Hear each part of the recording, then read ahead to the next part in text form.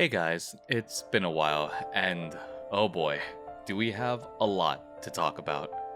Yesterday on Twitch, I streamed my initial reactions for the 1.5 year anniversary for NIKKE, and let me tell you, I was absolutely blown away. Not only do we have updates from the developers, new recurring events to look forward to, and once more a bounty of free polls during this period, but we also are going to be experiencing all of this very soon.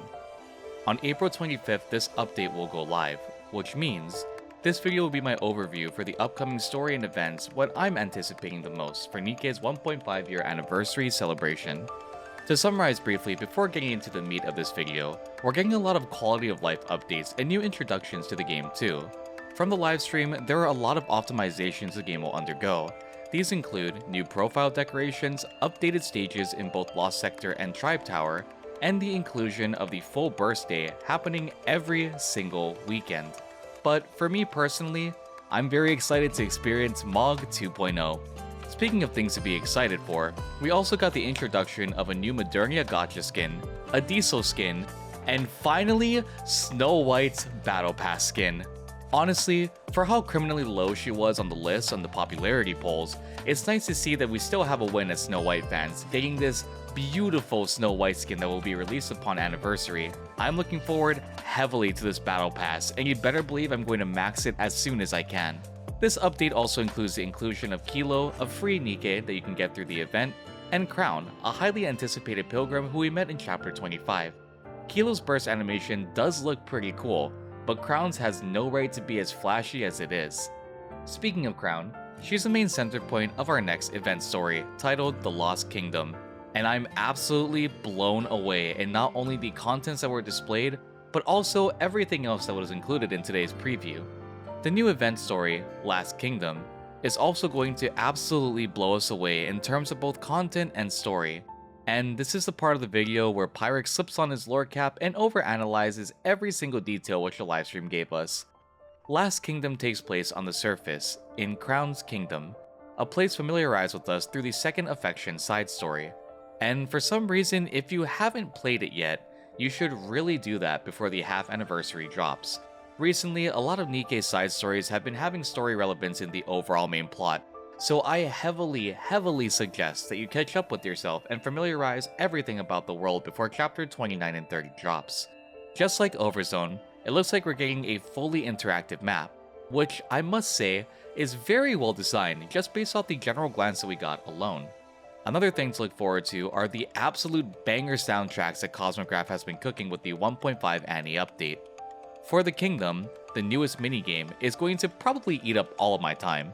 It's a tower defense style game, and if this mode is endless, it's time for us to all use our balloon tower defense knowledge and put it to the test.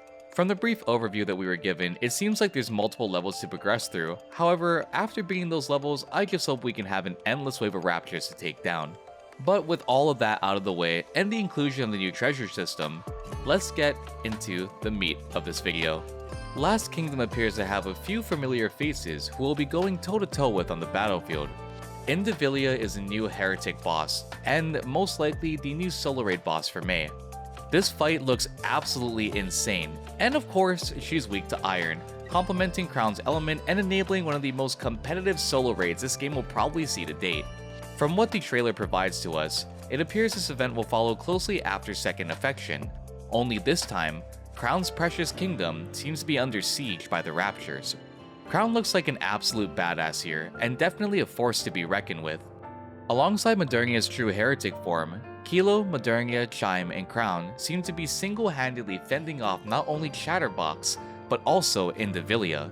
The scene alone with Crown standing before these two daunting adversaries was enough to get me hyped when I first saw this. Despite being a defender NIKKE, Crown seems to be quite the force to drive the Raptors from her precious kingdom. It's also going to be interesting to see Crown fight alongside Modernia after her transformation, and just how well Kilo, a seemingly disregarded NIKKE, fares in this battle as well. The extremely big portion of this update for me is the inclusion of chapter 29 and chapter 30 of NIKKE's main campaign. Ever since the base 16 chapters were released, both chapter 20 and I'm assuming chapter 30 will be a major turning point in our story. As the developers stated, there are going to be pivots in the story that are going to give us whiplash as viewers, and I really hope this is one of those moments. There's a lot more to see, and a lot of players have maybe missed it at a cursory glance when they watched the initial trailer. First off, what exactly is Unknown's business with Rappy? Or rather, is this a symbolic choice to represent Red Hood? Where does her vehement hatred stem from? And why is she so adamant on making sure Rappy, or Red Hood in this case, are eliminated?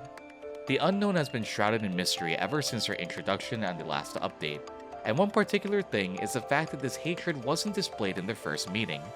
We are then shown the Crystal Cluster, alongside an array of different voices, but this preview has a bit more to show than meets the eye.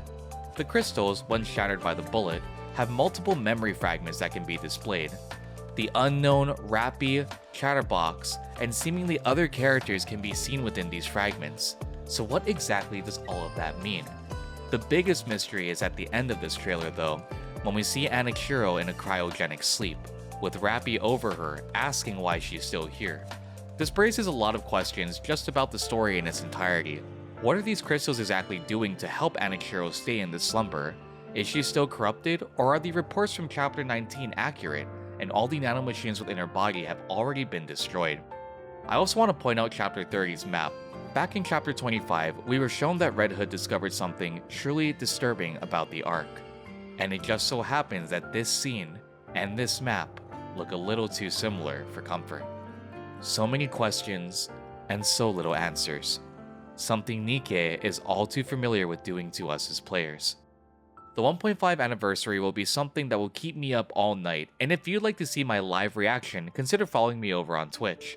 Link will be down in the description below. Oh, wait! Stop! Ah! Oh my god, give me... Snow White! I am beyond hyped for this update, and I hope you all are too. Thank you all for joining me, and I will see you all for the half anniversary. Gianne.